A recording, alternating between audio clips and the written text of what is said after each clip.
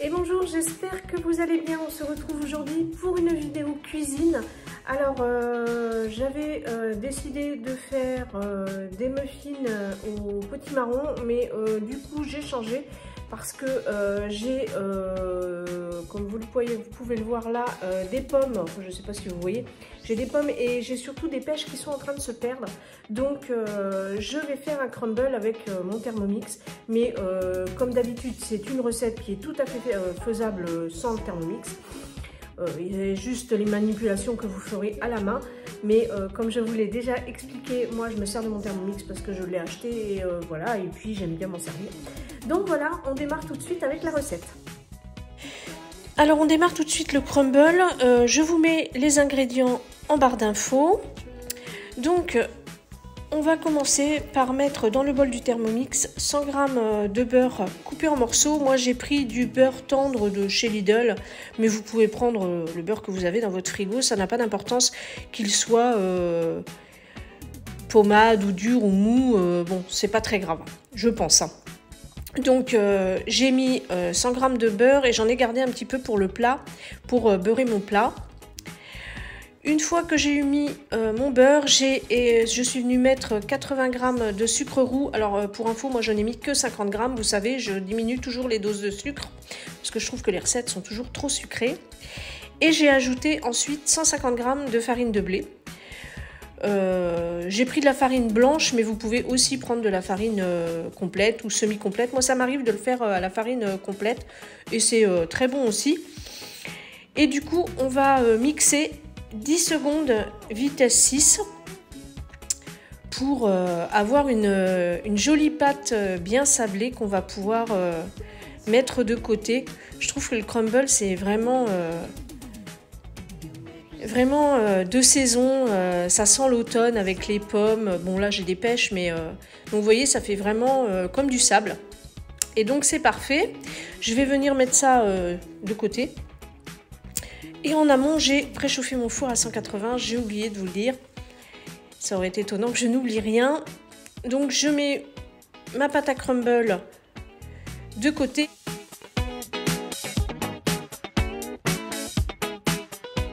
D'abord, je vais beurrer mon moule avec le beurre que j'ai mis légèrement à fondre dans au micro-ondes.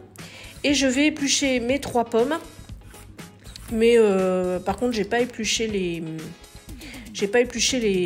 pêches parce que comme elles sont pas super mûres, c'est galère à éplucher je trouve.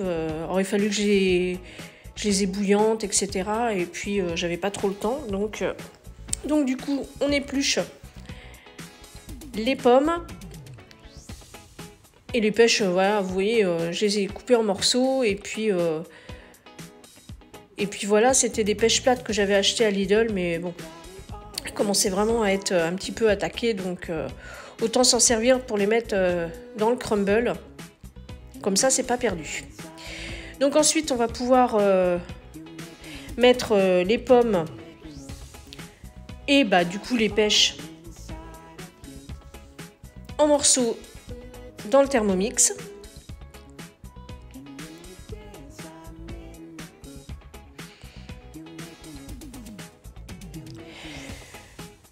On va pouvoir ajouter maintenant une cuillère à soupe de citron, mais moi je fais à l'œil, donc j'ai mis une cuillère à soupe je pense. Et on va pouvoir ajouter également 40 g de sucre en poudre. Alors moi j'ai mis 30 g et j'ai ajouté un sachet de sucre vanillé à la vanille de Madagascar parce que cette fois-ci je n'ai pas mis de cannelle. Parce que je pensais que ma fille en mangerait et elle aime pas trop la cannelle, donc voilà. On va mixer 2 secondes vitesse 4, puis cuire 5 minutes à 100, vitesse sens inverse, vitesse 1.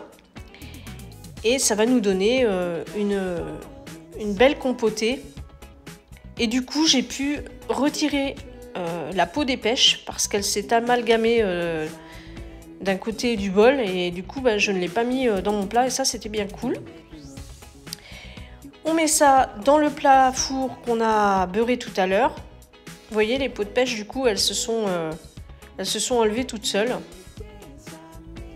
Donc je suis bien contente, comme ça, j'ai pas eu à les éplucher. J'aime bien faire ce genre de recette à l'automne, ça sent l'automne. C'est vrai que c'est vraiment un dessert d'automne, ça. J'en fais jamais l'été, pourtant je pourrais avec des framboises, etc. Mais je trouve que c'est vraiment un dessert d'automne. Ensuite, on va venir étaler notre pâte à crumble. Alors, étaler est un bien grand mot. Je dirais plutôt disposer la pâte à crumble sur la compotée de fruits. Et on va pouvoir ensuite mettre ça au four. Alors, je vous l'ai dit tout à l'heure, hein, j'ai préchauffé mon four à 180, il me semble, chaleur tournante. Et alors, sur la recette initiale, ils disent entre 25 et 30 minutes à 180. Moi, j'ai enfourné pour 25 minutes. Et il n'était pas trop grillé, pas trop cramé. Alors, pas cramé, mais pas trop doré, parce que j'aime pas trop quand c'est très très doré. Et oui, 25 minutes pour mon four, c'était parfait. Voilà, je vous montre le résultat à la sortie du four. Vous voyez, il est pas trop doré, il est juste comme nous on l'aime, avec la compotée de fruits. Et c'est vraiment très très bon, tiède, avec une boule de glace vanille ou de la crème fraîche éventuellement. C'était vraiment délicieux et très réconfortant avec ces temps un petit peu frais le matin. Voilà, c'est terminé pour cette vidéo. J'espère qu'elle vous aura plu et que vous avez pris du plaisir à la regarder. N'hésitez pas à me dire en commentaire si vous avez testé ma recette. C'est toujours sympa de savoir qu'on a eu une recette qui a été reproduite et éventuellement appréciée. Et puis, si vous voulez que je vous filme certaines recettes, dites-moi ce que vous aimeriez. Si c'est dans mes capacités, je le ferai avec plaisir.